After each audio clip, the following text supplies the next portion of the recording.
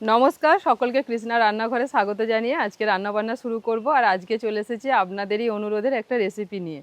কয়েকদিন আগে একটা ব্লগেতে আমি দেখিয়েছিলাম যে আমরা জোয়ারের আটা রুটি খাচ্ছি, তো সেটা দেখে অনেক বন্ধুরাই রিকোয়েস্ট করেছেন যে রুটিটা বানিয়ে দেখিও রেসিপিতে। তো সেই জন্য আজকে জোয়ারের আটা রুটি বানিয়ে দেখাবো, আর সাথে থাকছে দুর্দান্ত স্বাদের একটা ঘুগনি রেসিপি। ওই ঘুগনিটা দিয়ে রুটিটা খেতে দারুণ লাগে। আর আজকে সকালে ব্রেকফাস্টে খাওয়া হবে বলে তাড়াতাড়ি চলে এসেছি রান্নাবান্না করতে। সকাল থেকে আকাশটা মেঘলা মেঘলা, প্রচণ্ড হাওয়া দিচ্ছে, প্রচণ্ড, মানে বলার কথা নয়। আমার তো নিম গাছের পাতা সব ঝরে প্রায় ফাঁকা, আবার নতুন নিম পাতা গজিয়েও গেছে। দেখুন গাছটা পুরো ফাঁকা ফাঁকা লাগছে। আর যখন গাছে প্রচুর নিম পাতা হয়ে যাবে না, তখন এখানটা ছাওয়া হয়ে যাবে। এখন নিম পাতাটা কম আছে, এই জন্য ফাঁকা ফাঁকা। এই যে কচি কচি নিম পাতাগুলো বেরিয়েছে, ওগুলো যখন বড় হয়ে যাবে পুরো ছাওয়া হয়ে যাবে জায়গাটা। আর আমার এই জায়গাটা যতবারই ঝাঁট দিচ্ছি ততবারই নিম পাতাতে জায়গাটা ভর্তি হয়ে যাচ্ছে। এই এত মানে 4-5 বস্তা হবে নিম পাতা, সব ওই পুকুর ধারের দিকে সব জড়ো করে ওদিকে সব ফেলে দেওয়া হয়েছে। অন্যান্য পাতা দিয়ে তবু জাল দিয়ে ভাতটা রান্না হয়, কিন্তু নিম পাতা পোড়াতে নি বা নিম কাঠ পোড়াতে নি। তো সেই জন্য নিম পাতাগুলোকে ফেলে দিতে হয় ঝাড় দিয়ে দিয়ে, প্রতিদিন 2 ঝুড়ি 3 ঝুড়ি করে ফেলা হচ্ছে। তো চলুন রান্নাবান্না শুরু করে দিই। আর আমাদের বুবলু সোনা সকাল সকাল, আমি এলাম আমার সাথে সাথে ও চলে এলো, একটু ছোলা খেয়েছে, এবার খাচ্ছে কলা। এসো বুবলু। ও বুবলু, কলাটা খেতে পারলে? সব খেতে পারোনি? বাবাকে খাইয়ে দিয়েছি। আমি শুনতে পাচ্ছি ও যে বাবাকে খাইয়ে দিয়েছি, আমার কানে কানে বলছে।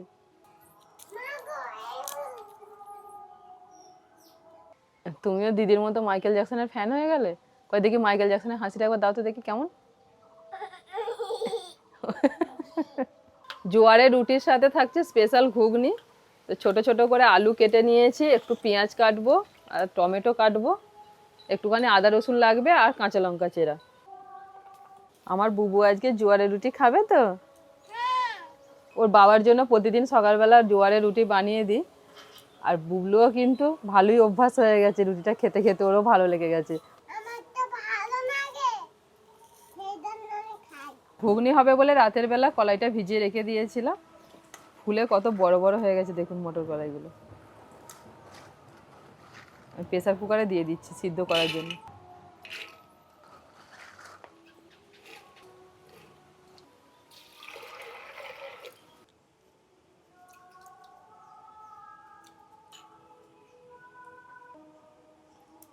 একটু লবণ আর একটু হলুদ গুঁড়ো দিয়ে দিলাম, 2টো কাঁচা লঙ্কা।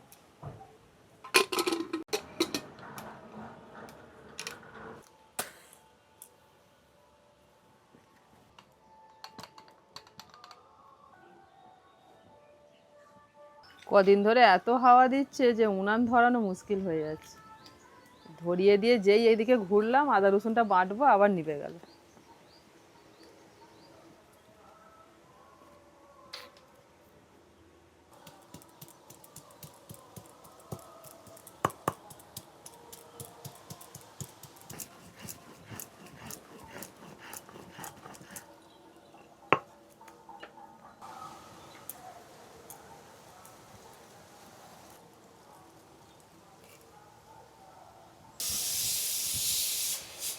পাঁচ ছটা সিটি পড়ে গেছে, এবার আমি নামিয়ে দিচ্ছি।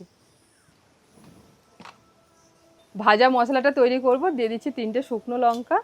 শুকনো লঙ্কাগুলোকে একটু প্রথমে নাড়াচাড়া করে নেব। এলাচ, দারচিনি, লবঙ্গ, গোটা ধনে, গোটা জিরে।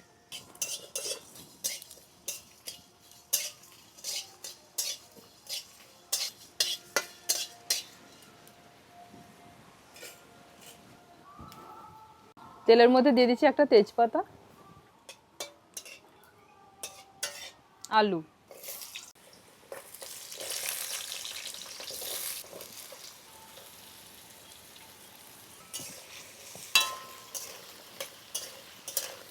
আলুটা কিছুক্ষণ ভেজে নিয়েছি, দিয়ে দিচ্ছি পেঁয়াজ কুচি। এর আলুর সাথে পেঁয়াজটাও ভেজে নেব। কাঁচা লঙ্কা,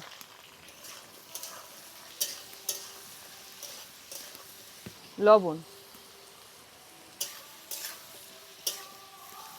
এবার একটু ঢাকা দিয়ে দিচ্ছি।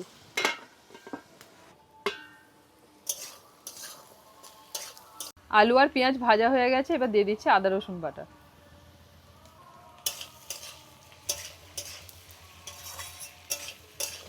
হলুদ গুঁড়ো, কাশ্মীরি লঙ্কার গুঁড়ো,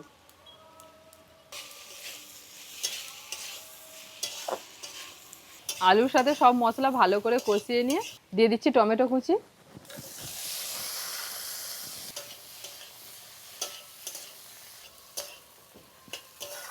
টমেটোটা দিয়ে আরও কিছুক্ষণ কষে নেওয়ার পরেতে এবার সিদ্ধ করা কড়াই দিয়ে দিচ্ছি।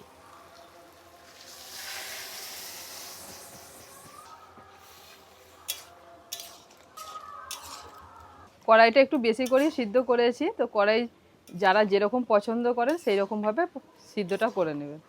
আমরা একটু বেশি সিদ্ধটাই পছন্দ করি। সামান্য একটু জল দিয়ে দিলাম, একটু পাতলা পাতলা হবে ঘুগনিটা।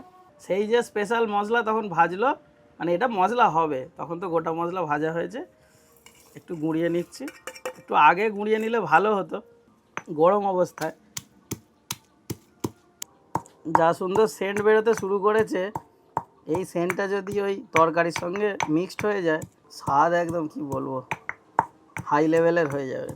এখন তো সব মিক্সি ফিক্সিতে আর গুঁড়ো মশলা উঠে গিয়ে সুবিধা হয়েছে। আগে বিয়েবাড়ি হলে রান্নার আগে এসব মশলার আগে সেন্ট বেরোতো, তখন আর কি ছোটোবেলায় সব বিয়েবাড়ি টিয়েবাড়িতে সবাই মিলে হাত লাগানো হতো। কুটুম আত্মীয়রা সব চলে আসতো 2-3 দিন আগে, এসে সব ব্যবস্থা করা, কুটনো কাটা, মানে এগুলো আগের দিন রাত থেকেই সব হতো। এখন কারুর সময় নেই, বিয়েবাড়িতে শুধু যাওয়া মানে সম্পর্কটা রাখা আত্মীয় স্বজনের মধ্যে, আর সবাই সময় সময় আসে, সবাই ব্যস্ত এখন। এই দেখুন কত সুন্দর হয়ে গেল গরুর মতো। ভাজা মশলা গুঁড়োনো হয়ে গেছে, এবার এই ভাজা মশলা দিয়ে দিচ্ছি। দারুণ সুন্দর একটা সেন্ট বেরোচ্ছে ভাজা মশলা থেকে।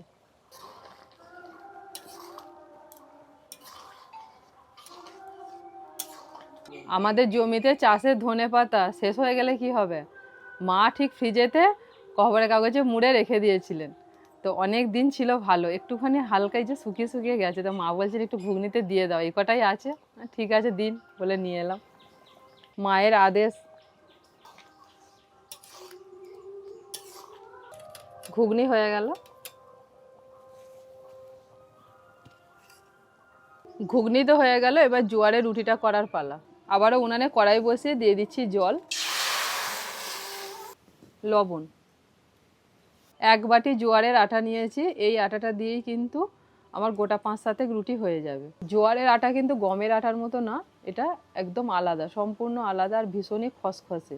অনেকেই হয়তো জানেন বা অনেকেই আটা রুটি খান, যারা জানেন না তাদের জন্য আমি দেখাচ্ছি। এই দেখুন অনেকটাই খসখসে আর একটু সামান্য কালচে মতো, সাদা ধপধপে হয় না, একটু ভিজে ভিজে মতো থাকে। আর এই জোয়ারের আটা আমরা অনলাইন থেকে কিনি, তো অফলাইনেতে আমাদের এখানে খুঁজেছিলাম পাইনি, যার জন্য আমরা অনলাইনেতেই কিনি।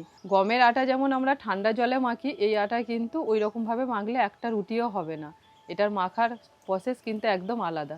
এখানে দেখুন জল গরম হয়ে গেছে, জল টকবক করে ফুটছে, এবার অল্প অল্প করে আটাটা দিতে থাকবো।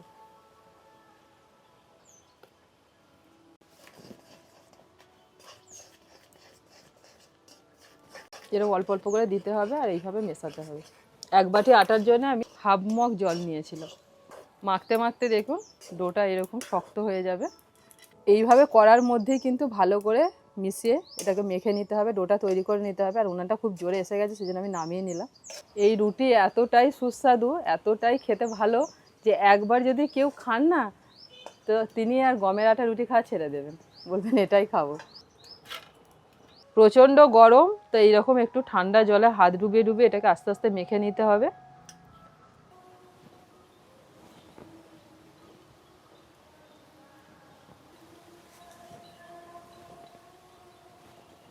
প্রথমটায় হাতে একটুখানি হালকা তাদ লাগবে, কিন্তু একটু সহ্য করে মেখে নিতে হবে। মাখতে মাখতেই ঠান্ডা হয়ে যাবে, এখন ঠান্ডা হয়ে গেছে আর ধরতে অসুবিধা হচ্ছে না। একটা করে লেচি গোল পাকিয়ে নিয়ে এবার বেলে নেব। এই রুটি কিন্তু বেলে রাখা যাবে না, একটা করে বেলতে হবে আর সাথে সাথে সেঁকে নিতে হবে। আমি বেলে বেলে দেবো, মা এসেছেন, মা সেঁকে নেবেন। আর এইগুলো ধারগুলো না একটু এরকম ফাটা ফাটা হবে, এটা কিন্তু অসুবিধা কিছু নেই। তুমি বেলো, আমি চাটুটা তাতাই। হুম, আর বাড়ির ভেতরেও তো হাওয়া দিচ্ছে, আর এটা ফাঁকা, এখানে আবার বেশি হাওয়া দিচ্ছে, কি করে করছো? ওই উন নিভে যাচ্ছে, জ্বালছে। হ্যাঁ, বাবারে। আজকে প্রচুর কেরোসিন তেল শেষ হয়েছে। ও রুটিটা বেলে নিয়েছি, ধারগুলো একটু ফেটে ফেটে গেছে, সুন্দর দেখানোর জন্য আমি এইভাবে রুটিটাকে কেটে নেব, তাহলে এই ফাটাগুলো বাদ চলে যায়।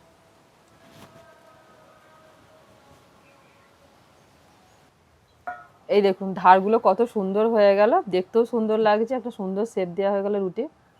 বাড়িতে যখন রুটি বানাই তখন আর এই ধারগুলো কেটে নিই না, তখন বাড়িতে তো খাবো, কারণ এখানে দেখানোর ব্যাপার।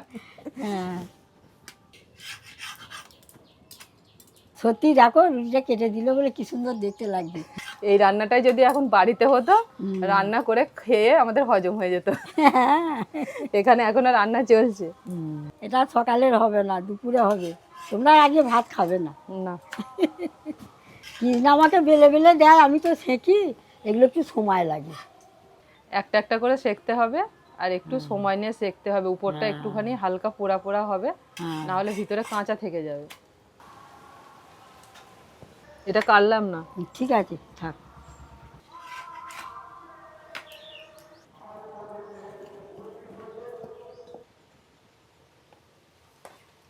দেখো রুটিগুলো কত সুন্দর ফুলছে।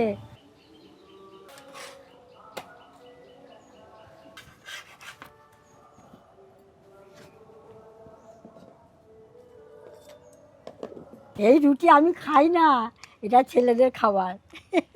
আমি দিচ্ছি, আপনি খান, আর খেয়েই দেখি। জোর করে কৃষ্ণা বসিয়ে দিয়েছে, বলছে খান না, মা আসলে খেতে চায় না। খেয়ে দেখুনই না আজকে, একটু ট্রাই করে, স্পেশাল মশলা দেওয়া তরকারি।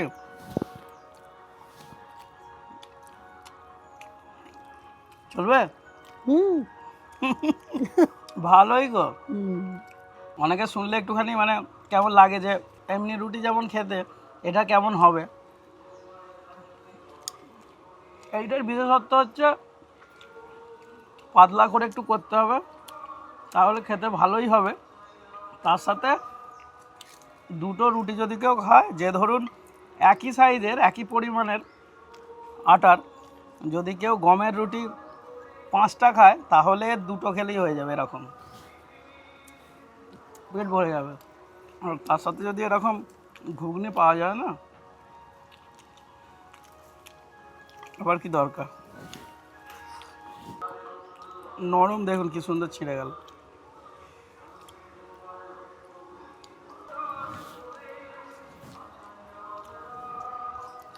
আজকে আর ভাত খাবো না, ভেবেছিলাম একটা খাবো, তারপর দেখছি বেশ ভালোই লাগছে, দুটোই খেয়ে নেবো।